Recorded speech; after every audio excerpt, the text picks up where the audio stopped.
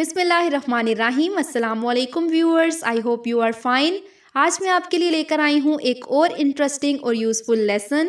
हमेशा की तरह आपके लिए सजेशन है कि वीडियो को पॉज करके इन सेंटेंसेस को साथ साथ नोट करते जाएं ताकि आप बाद में आराम से इन सेंटेंसेस की प्रैक्टिस कर सकें। लेसन की तरफ बढ़ने से पहले आपके लिए है एक न्यूज़ कि मैं स्टार्ट करने वाली हूँ बहुत जल्द वीकली ऑनलाइन क्लासेस, जिन पर हम फोकस करेंगे इंग्लिश ग्रामर के ऊपर और साथ ही साथ इंग्लिश स्पीकिंग प्रैक्टिस पर, क्योंकि बगैर प्रैक्टिस के कोई भी लैंग्वेज सीखना ऑलमोस्ट इम्पॉसिबल है। अगर आप इंटरेस्टेड हैं तो कमेंट करके ज़रूर बताएं। बिना मज़ीद टाइम वेस्ट किए स्टार्ट करते हैं आज का लेसन। एहतियात से काम लो। Be cautious. Be cautious. खुद पर बोझ मत डालो। Don't overburden yourself. Don't overburden yourself. तुम्हारे पीछे कौन है? Who is behind you? Who is behind you? कोई बड़ी बात नहीं है। No big deal. No big deal. हादसा बहुत अफसोसनाक था। The accident was very tragic. Tragic का मतलब है अफसोसनाक। The accident was very tragic. तुम्हारा ध्यान कहाँ है? Where is your focus? Where is your focus? मैं बहुत तकलीफ में हूँ। I am very distressed. Distressed कहते हैं तकलीफ या परेशानी में होने को। I am very distressed. वो बहुत मजबूत है। He is very strong. अगर आप बात कर रहे हैं फिजिकल स्ट्रेंथ की, then you will say he is very strong. But अगर बात हो रही है इमोशनल स्ट्रेंथ की, then you will say resilient. He is very resilient. तमीज से पेश आओ। Behave yourself. Behave yourself. मेरे इल्म में नहीं। Not in my knowledge. Not in my knowledge. बात को मत घुमाओ। Don't beat around the bush. Don't beat around the bush. मुझे थोड़ी घबराहट हो रही है। I am feeling a bit anxious. I am feeling a bit anxious. गहरी सांस लो। Take a deep breath. Take a deep breath. क्या तुम्हें कुछ कहना है? Do you have anything to say? Do you have anything to say? असल बात पर आओ। Get to the point. Get to the point. मेरे इरादे सही थे। My intentions were pure. इरादे की इंग्लिश होती है intentions. My intentions were pure.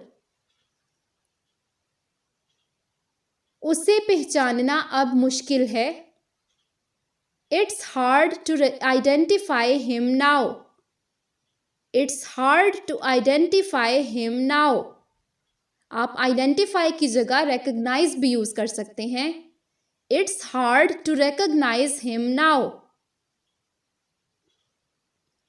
इस मामले की तहकीक करो। तहकीक का मतलब है छानबीन करना, और इसे इंग्लिश में कहते हैं investigate. Investigate this matter. Investigate this matter. उन्हें माफ नहीं किया जा सकता। They can't be forgiven. They can't be forgiven. मैं बिल्कुल बेकसूर हूं। बेकसूर की इंग्लिश होती है innocent. I am completely innocent. I am completely innocent. झूठ बोलना आसान है. It's easier to lie. It's easier to lie. या फिर आप कह सकते हैं lying is easy. Lying is easy. उसे जरा भी परवाह नहीं है. He is not a bit concerned. He is not a bit concerned. होशियार रहो. Be on your toes. Be on your toes. या फिर आप कह सकते हैं be vigilant. Be vigilant. उसके बाल लंबे हैं. She has long hair. She has long hair. आंखें खोल कर देखो. Open your eyes and see. Open your eyes and see. सोच समझ कर बोलो. Be careful what you say. Be careful what you say. या फिर आप कह सकते हैं think before you speak. Think before you speak. तुम एक फरेबी हो. फरेबी का मतलब होता है धोखेबाज. You are a cheater. You are a cheater. दोबारा भरोसा जीतना काफी मुश्किल है. Regaining trust is quite challenging. Regain का मतलब है दोबारा हासिल करना. Challenging कहते हैं किसी भी मुश्किल काम को. Regaining trust is quite challenging. उसके सर पर आसमान टूट पड़ा. The sky fell on his head. The sky fell on his head. उसके पांव के नीचे से जमीन निकल गई.